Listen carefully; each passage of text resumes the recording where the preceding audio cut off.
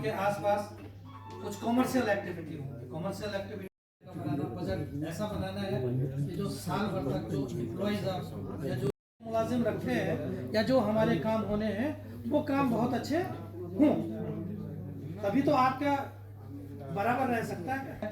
1000 लोग हैं, 2000 लोग हैं, है ना? बहुत बहुत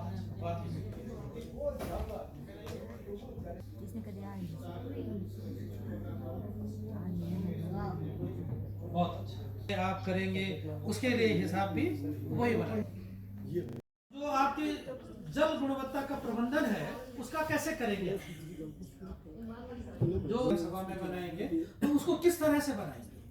क्या क्या मतलब आपका ये मकसद रहे आगे तक लगातार हमारी पीढ़ियों तक ये पानी चलता रहे, तो उसके लिए क्या व्यवस्था बता दिया गया था? क्लोरीन के बारे में मैंने बता दिया था, उसमें भी मैं अभी आता हूँ और आगे चले।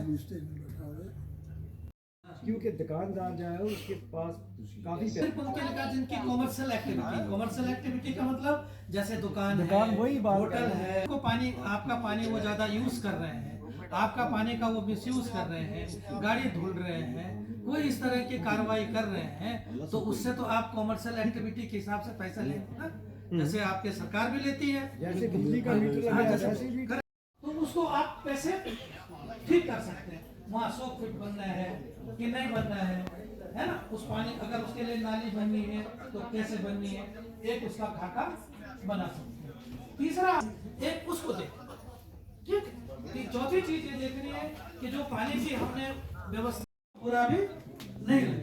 अगर आप किसी एक ही व्यक्ति के लिए कुछ कहते हो या सरपंच साहब ही किसी के लिए एक कहते हैं तू गलत काम कर रहा है, तो हो सकता है वो नाराज हो जाए।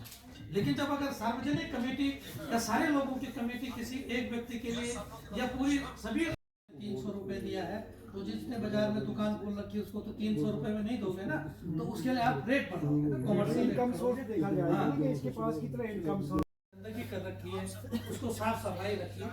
तो इस तरह की अगर जो कमेटी है तो उसको कहते हैं सोशल ऑडिट। सोशल ऑडिट तो आप समझते हैं सोशल ऑडिट? हाँ, मेरा नाम पंकज दयाल है और यह जो प्रशिक्षण कार्यक्रम है इसको जो KRC करवा रही है उसका नाम Himalayan institute for environment ecology and development Uttarakhand से ऑर्गेनाइजेशन है। मैं उसके प्रतिनिधि के तौर पे यहाँ पे हूँ।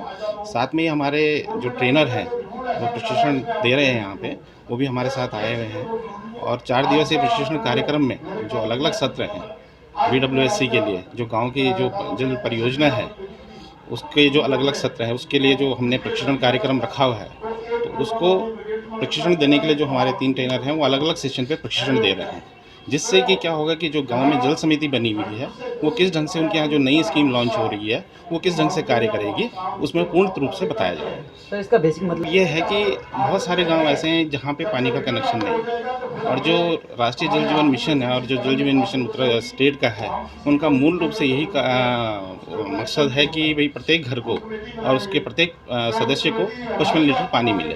तो जहाँ पे ये पानी की स्कीम नहीं है, जो भी चीज़ें वहाँ पे सरकार द्वारा नई स्कीम बनाई जा रही हैं उसके अंतर्गत उसको क्रियान्वयन किया जा रहा है, जिसका कि पूरा विवरण हमारे प्रशिक्षण कार्यक्रम में दिया जा रहा है। Thank you. मेरा नाम है कुंज बिहारी शाह, KV शाह।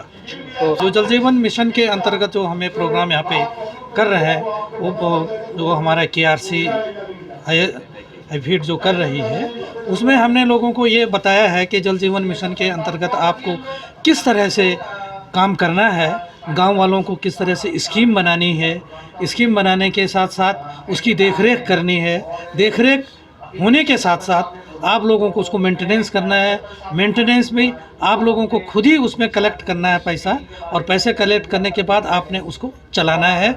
जल की गुणवत्ता के बारे में हमने आपको बताया है कि किस तरह से उस पानी को आपको सुरक्षित रखना है, पानी की क्या क्वालिटी होनी चाहिए, गाँव को किस हिसाब से पानी दिया जाना चाहिए। प्रत्येक व्यक्ति को 55 लीटर पर व्यक्ति के हिसाब से, पेयजल के हिसाब से आपको अपनी योजना बनानी चाहिए और आगे जाके जो योजना है वो 30 वर्ष के लिए है। 30 वर्ष तक उसको सुरक्षित रखना चाहिए, उसका सोर्स आपको ऐसा ढूंढना चाहिए जो 30 वर्ष तक बराबर आपको पानी देता रहे, जिससे आपके गांव को कभी भी पेयजल की असुविधा ना हो।